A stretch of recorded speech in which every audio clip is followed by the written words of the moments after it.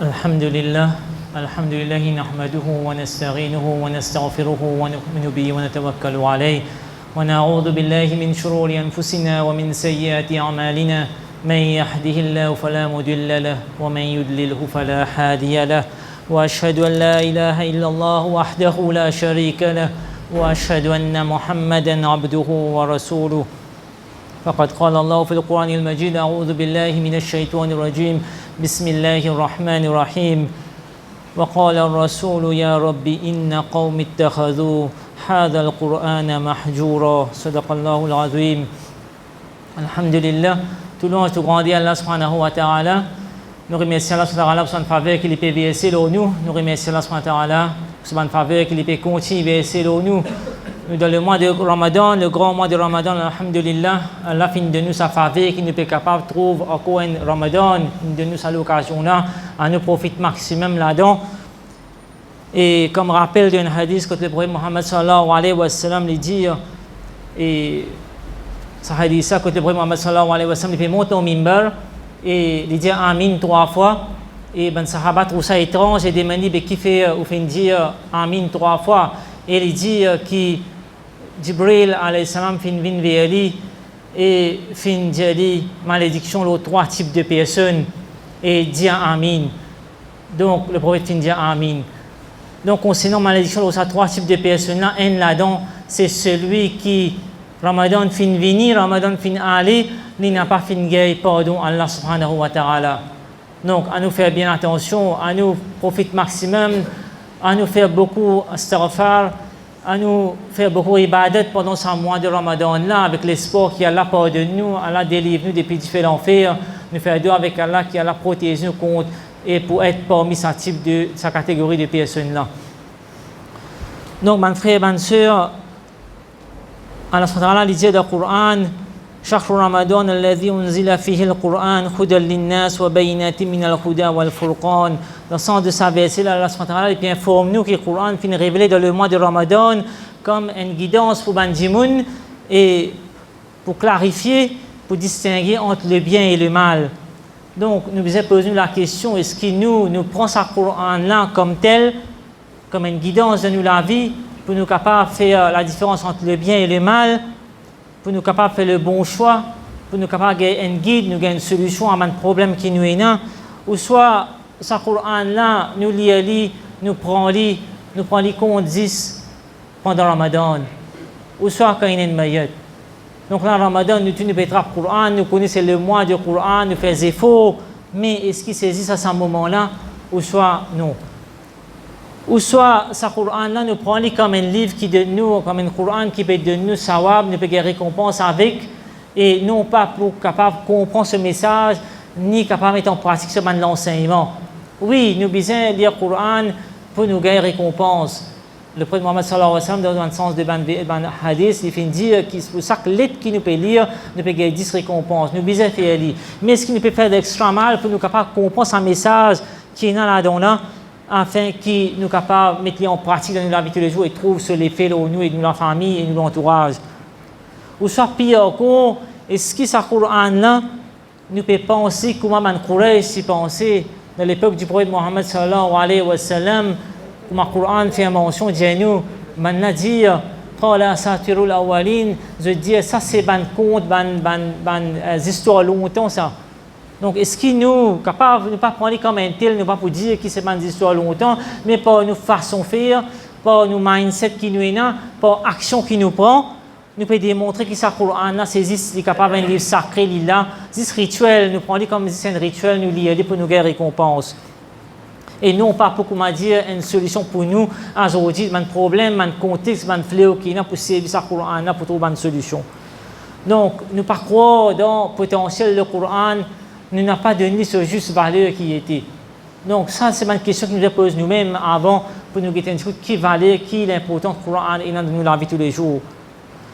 Laisse-nous guetter un petit coup maintenant qui valeur, qui Coran, qui se valeur vraiment. Dans Surah 44, verset 3, Allah dit Inna anzalnahu fi laylatin mubarakah. Certainement, ce Coran nous fait une révèle Coran dans la nuit bénie.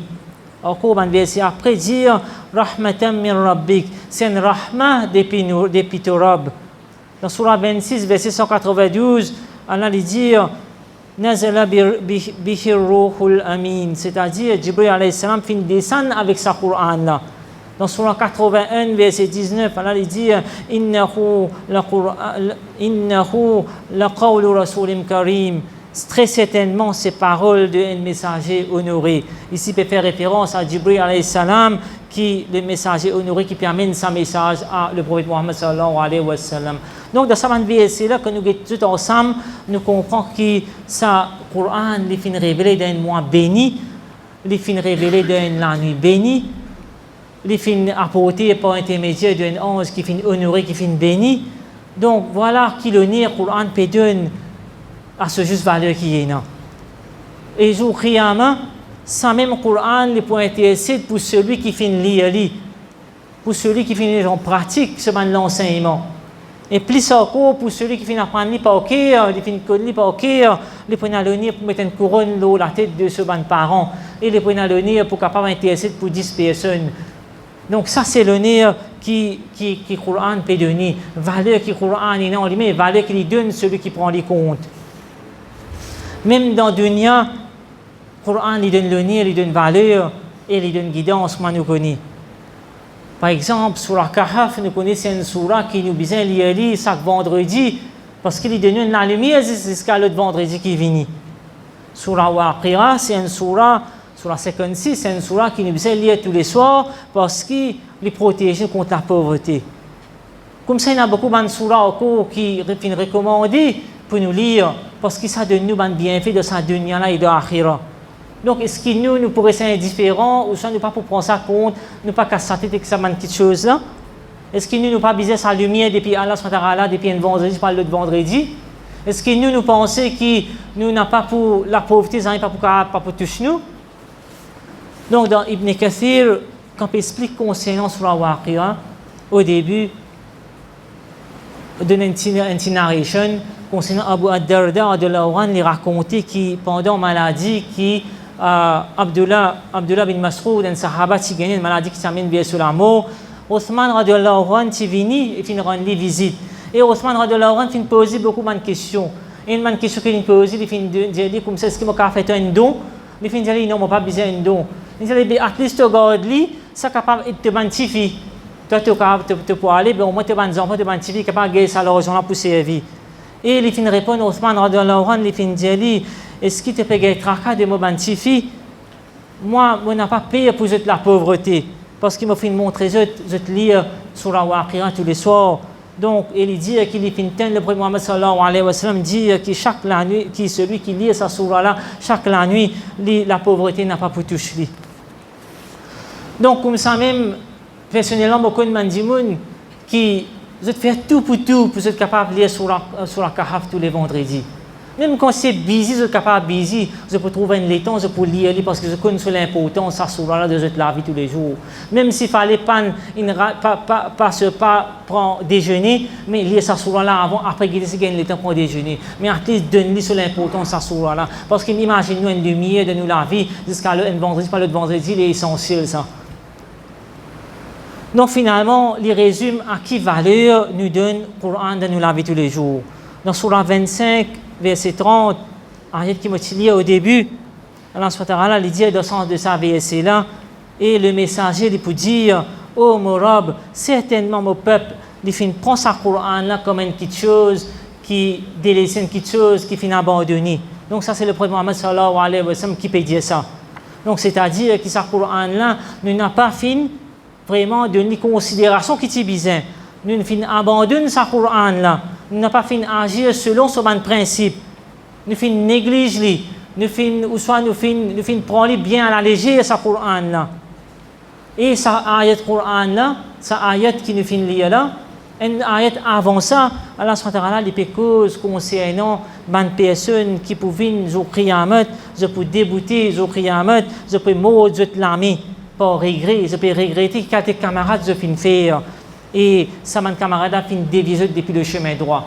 Donc, si nous relions ces deux ayats-là ensemble, nous sommes capables de faire un parallèle, nous dire comme ça, qui est très important, mes frères, mes soeurs, qui nous guettent, qui étaient camarades, nous étions. Qui étaient camarades, qui étaient l'entourage, qui étaient groupe, nous étions. Il faudrait qu'il nous ait un camarade, nous ait un groupe, nous ait l'entourage, qui peut pousser nous vers penser à Allah subhanahu wa ta'ala, qui peut pousser nous vers traper sa Coran là fort. Donc, nous faisons un petit peu grandeur du Coran et comment ce Coran là, vraiment, il fait révéler d'un mois béni, la nuit bénie. Ça ange là, il finit béni. Mais pensez un petit coup si nous-mêmes, nous prenons à ce juste valeur, ce Coran il vient cher à nous. Est-ce qu'il nous pas pour être honoré pour ce Coran qui nous peut lire, qui nous peut prendre compte là? Dans Surah 59, verset 21, Allah il dit لو أنزلنا هذا القرآن على جبل لرأيته خاشعا متصدعا من خشية الله. Dans le sens de ça verset-là, Allah il peut dire si nous te faisons descendre ce Coran à la montagne, il pour craser bout par humilité, par frayeur d'Allah. Donc, mes frères et mes sœurs, c'est une parole bien lourde qui est dans ce Coran-là. Nous devons prendre compte. Dans Surah Zumar, verset 23, Allah il décrit la réaction de ban Sahaba qui se disent lire le Coran, prend ce Coran-là bien cher comme besoin. Allah il décrit, il dit que c'est ban Sahaba que vous lisez ce Coran-là, la peau peut frissonner, les cœurs peut ramollir, l'iman peut augmenter. Donc, ça c'est l'effet que le Coran peut aux autres et qui besoin à nous aussi. Donc, le Coran, finalement, les besoins viennent nos compagnons inséparables. Pareil comme aujourd'hui, nous portables, nous ne sommes pas capables de séparer de nos portables. Nos portables, n'importe qui est, nous pouvons checker nos portables. Avant, nous allons dormir, nous avec nos portables. À un moment libre que nous gagnons, nous pouvons checker nos portables. Arrivé, nous quittons nos portables à la case, nous finissons de oublier dans le travail, nous passons la journée maudite, nous sommes portables. Donc, nous, le Coran, il a une qualité, là, nous avons sa fikr, sa traka, là, et nous pouvons lire, nous pouvons lire avec compréhension, nous pouvons faire cette traduction, nous pouvons mettre en pratique. Donc, il faudrait que, voilà, nous avons une conviction, là, le Coran, qui lit, il peut trouver une solution pour nous, un problème. Il peut faire nous trouver le choix entre le bien et le mal. Il peut guider nous, de nous sur la lumière qui nous besoin là. Et il peut soulager de ban stress qui nous capable venir parce que le Coran il dit nous ala bi dhikrillahi tatma'innul qulub, ça c'est avec zikr Allah qui ban le cœur se gagne vraiment tranquillité. aqulu qawli hadha wa astaghfiruhu wa ghafurur rahim.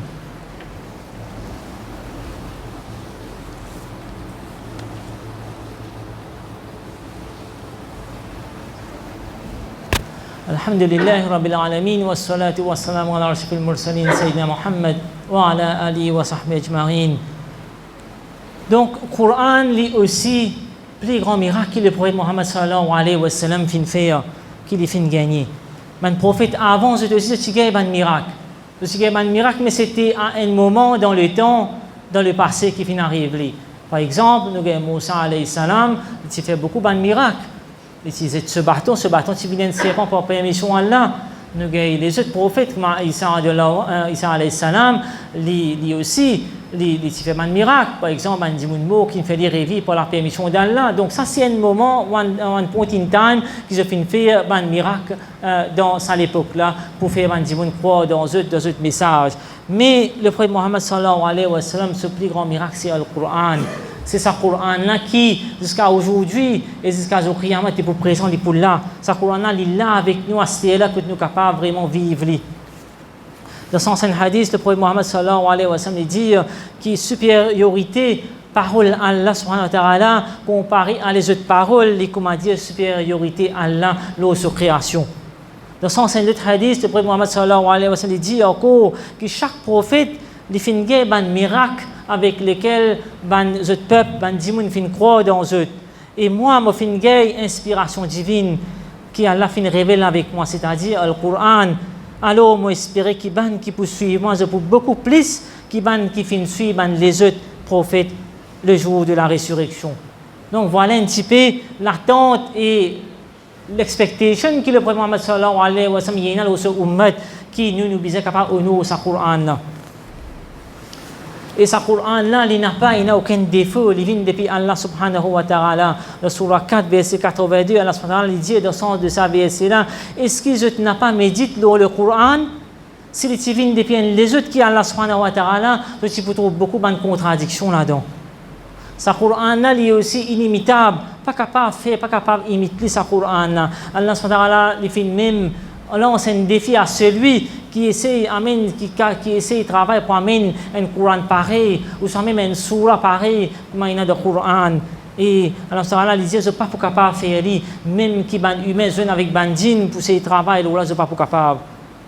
Et sa Qur'an là même, ça qui fait un tir arabe depuis Jahiliya, depuis l'époque de Nouauté, finalement de la lumière, fin faisait une meilleure du monde, fin faisait une akhlaq, une moralité excellente.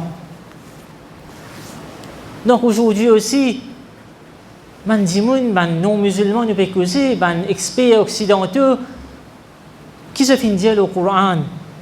Si je fin réalise grandeur du Coran, je prends un ou deux l'exemple qui est dans un livre.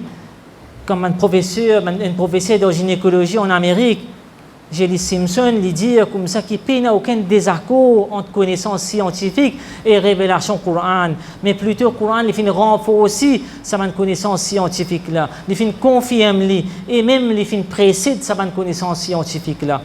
Un autre professeur, il est en chirurgie en Amérique, Marshall Johnson, il dit comme ça qu'après qu'il finit de lire le développement, la création d'un être humain, il a avoué que ça ne peut être que la parole de Dieu à Muhammad sallallahu alayhi wa sallam. Comme ça, il y a beaucoup de scientifiques qui finissent de lire le Coran, qui finissent de trouver beaucoup de choses là-dedans, des miracles qu'ils finissent de trouver là, qui ne sont pas capables de connaître comme ça même, des scientifiques, même des écrivains, qui finissent de traduire le Coran, des non-musulmans ne peuvent causer. Tout ça là, je finis de trouver la parole d'Allah, je finis de trouver ça, c'est la parole de Dieu, je finis vraiment émerveillé par ça quelque chose là.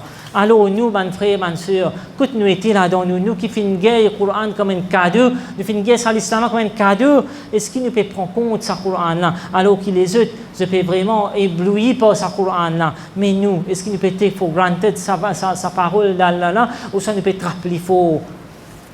Donc, mes frères, mes soeurs, à nous vraiment prendre une résolution.